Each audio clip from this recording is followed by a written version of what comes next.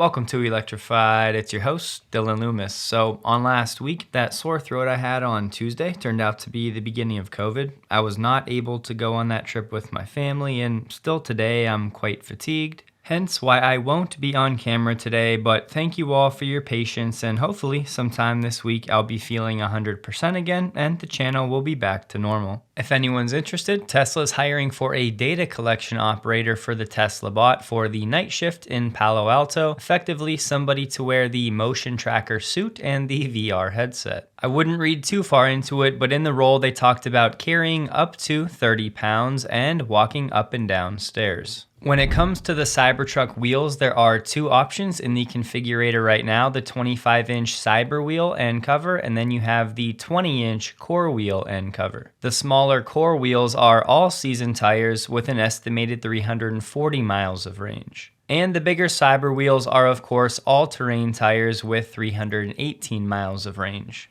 A user on the Cybertruck Owners Club forum just took delivery of the smaller Cyber wheel, and he said driving home consumption was 304 watt-hours per mile. This is around 370 miles on a full charge with mixed city driving and about half on the freeway. And there's not a lot of detail, but he said his next trip was 285 watt-hours per mile, which works out to about 400 miles of range. He shared this picture right after delivery with those new Core wheels and the new wheel caps. Responding to that report on the forum, Wes, a Cybertruck engineer, said hopefully unsurprising, all-season tires are more efficient than all-terrains. These are a custom construction which balances handling and efficiency while also reducing road noise. Highly recommend. With winter right around the corner, Wes also said yes, they're aiming to get a 3-peak winter package available on the Tesla shop soon. If you ever see this logo on any tires out there, that means it's a 3-peak mountain snowflake tire, which really just means they're supposed to be the best in severe winter conditions. Sounds like Tesla will have an option like this in the shop, not necessarily on the configurator here in the next few weeks. Unplugged Performance also just recently announced their new Sting upfit for the Cybertruck. They did say this was engineered for both government and civilian use. This was done in partnership with Archimedes Defense, who is a recognized leader for government defense applications. On X, Gear Musk did share a video of a Cybertruck that apparently, I don't think it was doctored, had a green license plate in China, specifically in Tianjin. No, the Cybertruck is not officially available for order in China, and we can't forget Elon did say getting Cybertruck road legal in China would be very difficult. Just wanted to say I would not take this as a sign that the Cybertruck will be available for order in the Chinese market anytime soon. There was a similar situation in India as they just celebrated their 78th Independence Day, and one Indian entrepreneur had a Cybertruck wrapped to celebrate the event. There were some reports out there that Elon gifted a Cybertruck to a Russian warlord, and there was some video of him driving it around, but Elon later denied those reports that he gifted the truck. And if you missed it, the Cybertruck was again the best-selling vehicle in the US, over $100,000 in July, making it 2 months in a row with that title. And the $700 Cybertruck cooler is now officially out of stock. Piper Sandler analysts just hosted 2 events. One was a trip to Tesla's Lathrop factory, and the other was a webinar with Elias Martinez, who created the FSD community tracker. The takeaways were quite underwhelming, honestly, but they did say as battery tech matures, hardware could become a commodity and Tesla will not be able to compete solely on price. Honestly though, given the Chinese dominance here, we're effectively there already, and that's why things like Tesla's Autobidder and its fully integrated software with Opticaster in virtual machine mode are what really separate Tesla from the rest. Points 5 through 8 were all things we already know. They said Tesla currently imports LFP cells and did not comment on potential in-house production using CATL machines. However, I do think the expectation still should be that Tesla will begin making LFP cells in Nevada using these CATL machines sometime in the next year. They said Tesla Energy's long-term gross margin target does align with other segments at around 20%.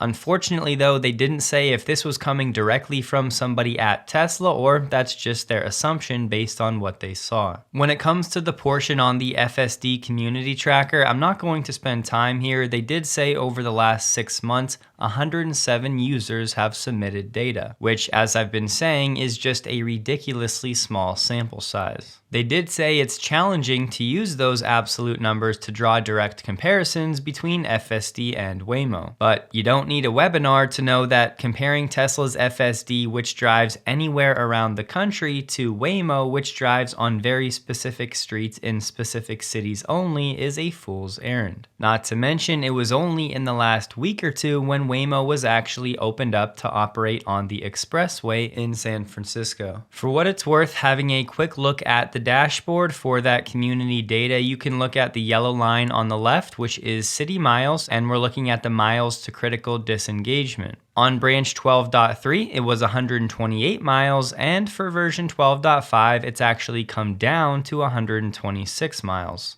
The list of countries that has permanently or temporarily banned X is continually growing, and it's almost like there's a concerted global effort to stifle free speech. Luckily, there are still ways to fight back, but I've seen way too many people mistakenly saying that a VPN is only for when you're traveling. Here's why in 2024, in my book, a VPN like Surfshark is in must-own territory even if you don't travel at all. They do sponsor the channel, but even the FTC has said that many internet service providers collect and share far more data about their customers than many consumers expect, including access to all their internet traffic and real-time location data. Surfshark will block all of this data from your ISP, and a VPN can also help you avoid bandwidth throttling you may not be aware of. Plus, you can access blocked websites. Surfshark also has a strict no logs policy and operates on RAM-only servers, so no data is being stored in physical hard drives. And yes, this policy has been audited by Deloitte. And of course, Surfshark still has the clean web feature that blocks ads, malware, and trackers. For less than a cup of coffee per month, Surfshark is a no-brainer in my book, so if you'd like to support the channel and take your privacy back for your family, you can enter coupon code Electrified for an extra 4 months free at surfshark.com/electrified linked below, or by using the QR code on the screen. It was interesting, this post from Bloomberg reporter Ashley Vance went viral over the weekend when really all she said was a source said that Tesla has a massive edge on the bridge between AI and the physical world. It's almost like the Tesla community has been banging the drum about Tesla's real-world AI now for months. She said the source thinks others building humanoid bots don't have a great first customer, whereas Tesla can test on its own factories first before it sends robots to customers. Everybody else doesn't have factories, Tesla does. The source said, I think it'll be extremely important when the physical part of AI starts to kick in. Being able to bridge the AI into the physical world will be extremely massive. I think none of the other companies will be able to follow. In fairness, maybe there is some truth to the world needing to hear this from somebody other than Elon. I'm sure most of you have seen the new gray interior Textile for the Mexican market and the base rear-wheel drive Model 3. It's just standard fabric, which yes, is something we may see on the upcoming Robotaxi. The interior lighting is just white, not multicolor. There's no heating or ventilation for the seats. The steering wheel is not heated. And for this trim, again, just in the Mexican market, it does not have a rear screen. The sound system has less speakers and one less amp, and the acoustic glass is only for the front windows. As we saw with the Cybertruck, prices in Mexico are indeed a bit higher, so this is a move to help combat that. In an interview with Reuters, Trump just said he would consider ending the $7,500 tax credit for EVs, calling it ridiculous. He said tax credits and tax incentives are not generally a very good thing. He also said if he was elected, he would tap Elon for a cabinet or advisory role if Elon would do it. Friendly reminder, Trump was president from 2017 to 2020, and the explicit fossil fuel subsidies were $400 billion, $600 billion, $600 billion, and $500 billion per year, respectively. Basically, explicit fossil fuel subsidies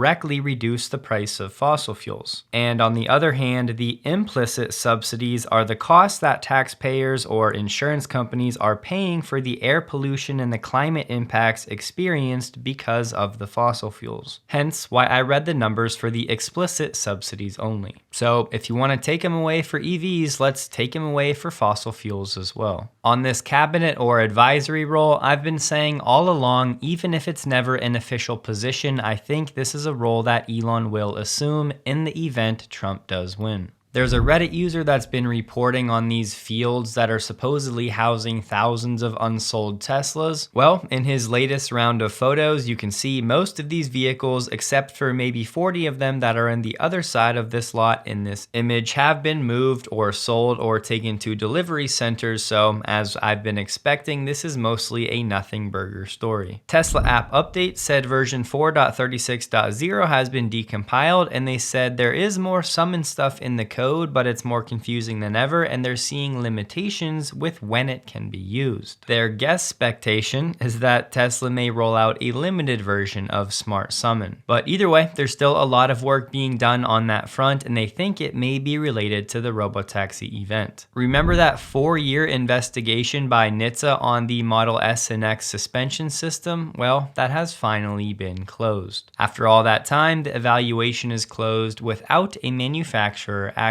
Conclusion: no instance has shown that a failure of the forelink in this manner prevented the controllability of the vehicle in testing and reported failures. Who could forget back in December when Reuters reported tens of thousands of owners had experienced premature failures of suspension or steering parts since 2016. Yeah, so much for that one, as this report is officially closed. In case you missed it, legacy S and X vehicles with MCU1 have actually now been getting supervised FSD. Just more evidence Tesla is doing whatever it can to not leave any customers behind. Not that they never will, but this is clearly a strong sign that they're at least doing what they can. We already know there's a lot of software optimization that needs to happen for hardware 3 to get supervised FSD, so I'd imagine there was a fair amount for MCU1 as well. Local news in California is reporting a Tesla Semi fire that started very early this morning just off the highway. Sadly, in this 6-minute clip, they said nothing about what caused the Tesla Semi to go off the road, nor anything about what caused this fire. Because the Tesla's truck's battery is what caught fire,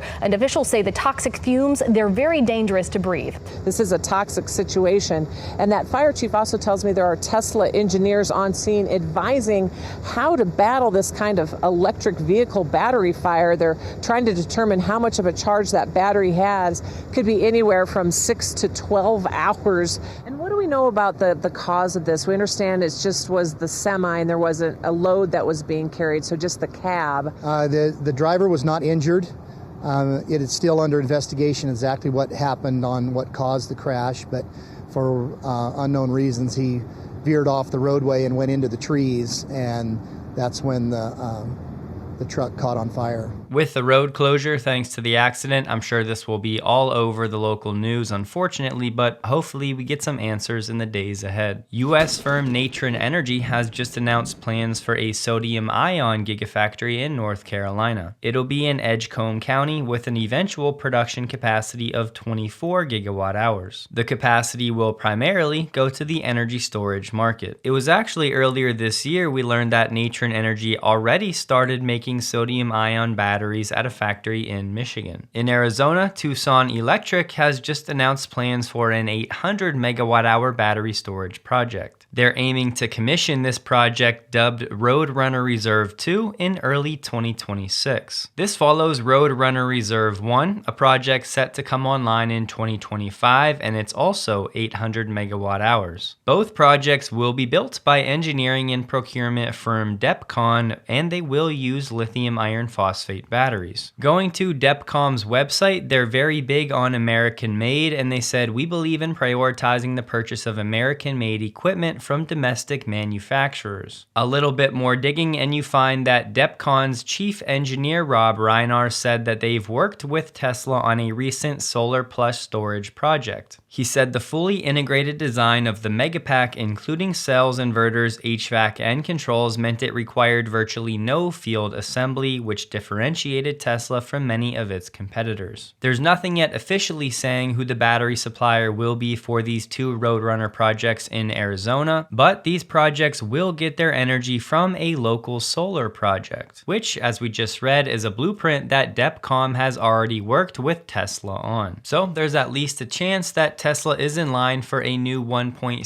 gigawatt hour contract across these two projects. Again though, I want to be clear, that's all just speculation on my part. A local report said that LG has begun reassigning some personnel from its Ochang energy plant in South Korea. It sounds like 102 workers will be reassigned to the 4680 project. That's because those test lines are scheduled for mass production by the end of this month. This mass production of the 4680, presumably for Tesla, is scheduled to begin in late Q3 or early Q4. They said, "We've been conducting reassignments frequently due to the discontinuation of certain EV models or expansion of production lines, but since the second half of last year, the surplus workers have increased due to the EV chasm." LG has halted some of its battery production lines as automakers postpone battery delivery dates or delay EV development schedules due to increased inventory caused by slowing demand for EVs. In a sense, you could read this as the industry slowdown from legacy OEMs is leading to more battery engineers opening up availability for the 4680 line. On LinkedIn, the IHK Austria Brandenburg put a very positive post together talking about Giga Berlin. Think of this like a chamber of commerce. They said Giga Berlin is the largest training company, has the most employees from the most nations, the lowest water consumption per vehicle produced in the industry. The location with the most charging stations is Brandenburg. Their representatives recently got a tour and they said fascination for modern production quickly set in. There may be protesters that are against Giga Berlin, but by and large, the government and government agencies are very supportive of Giga Berlin. Ford just filed a new patent for an adaptive regenerative braking system they could use in future EVs. Basically, the patent aims to adjust the level of regenerative braking based on what the driver is attempting to do. So if you think about ICE vehicles on the highway, when you let off the accelerator, the vehicles can still coast. Something Ford may be looking to mimic on the EV side. GM said today they're laying off more than 1,000 salaried employees at its software and service units worldwide. They said, "As we build GM's future, we must simplify for speed and excellence, make bold choices, and prioritize the investments that will have the greatest impact." GM said about half of these cuts will be in the US. In a new blog post, Waymo has introduced its new 6th generation driver. They said, "We've significantly reduced the cost of our system while delivering even more resolution, range, compute, and enabling more capabilities. With 13 cameras, 4 LiDAR, 6 radar, and an array of external audio receivers, our new sensor suite is optimized for greater performance at a significantly reduced cost without compromising safety. We've been able to reduce the number of sensors while maintaining our safety critical redundancies. We can swap out various sensing components to match the specific conditions of each operating environment, like adjusting sensor cleaning for vehicles in colder climates. Our current system allows us to provide safe and reliable service to riders in the cities where we operate, even in extreme heat, fog, rain, and hail. Our 6th gen sensor suite already has thousands of miles of real-world driving experience, and our system's performance in simulation shows promising indications that we're on track to begin operating without a human behind the wheel in about half the time." This is the vehicle in partnership with Zeekr that we've been talking about the past few weeks. Tesla stock closed the day at $222.72, up 3.05%, while the Nasdaq was up 1.39%. It was a quiet volume day for Tesla, trading about 27 million shares below the average volume the past 30 days. Again, thank you guys for bearing with me as of late. Don't forget, check out Surfshark linked below if you're interested. Thank you in advance if you do. Hope you guys have a wonderful day. Please like the video if you did. You can find me on X linked below. And a huge thank you to all of my Patreon supporters.